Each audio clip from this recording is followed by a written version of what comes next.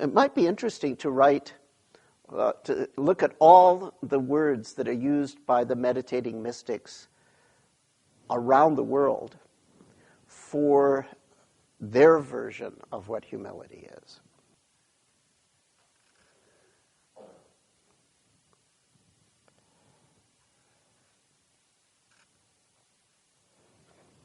So this is Arabic. It's pronounced fana,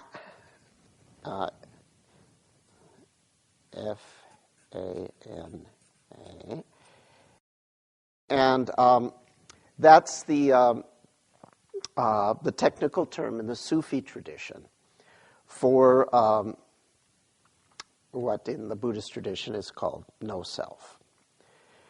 So let's juxtapose with that Hebrew. It's also written from right to left.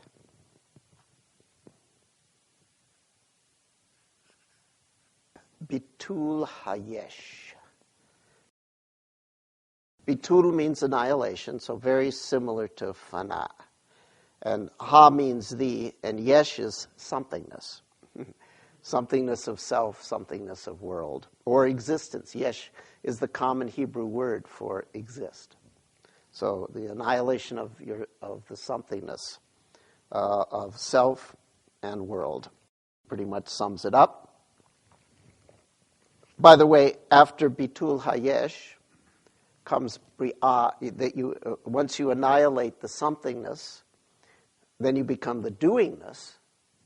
So you are able to participate in the flip side of the annihilation, which is the Bri'ah Yesh Ma'ayan, the moment-by-moment continuous arising of Yesh, things, met from Ayan, the divine nothing. And Fana in the Sufi tradition has exactly the same thing. After Fana is something called Baqa, which is now you're stabilized with the source and you can understand how the world is coming from God, Allah, and so forth. So very parallel type situations. So that's Islam, Judaism. Now let's look at Christianity. Now, early Christianity, the mystical writings were in Greek. They're called the Greek Fathers. They lived in the deserts of Palestine, Egypt, and so forth. And there's some amazing writings from that patristic period. Kenosis. If we were to Romanize it, K-E-N-O-S-I-S.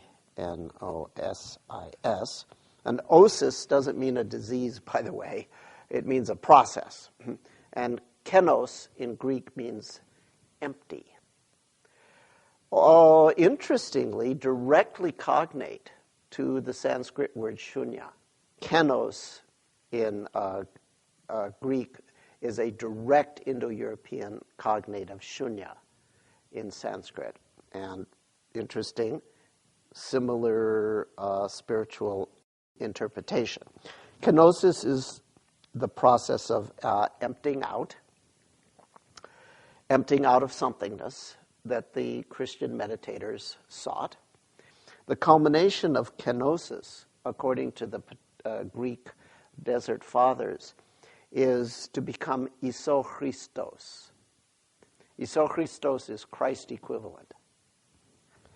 So now we've got Islam, Judaism, Christianity, the Western religions. Let's go to Buddhism.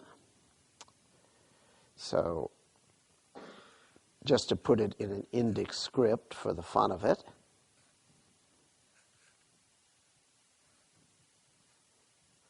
This is Devanagari, which is the North Indian alphabet used to write Sanskrit, Hindi, and such. But I just wrote a Pali word in it, anatta. This is the famous doctrine of the Buddha, no self as thing.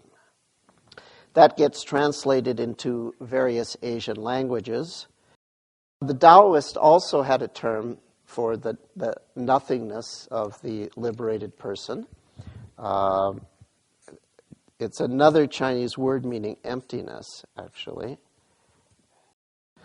So there we have sort of the world of the humility to the vanishing point as cultivated in the Western and Eastern traditions.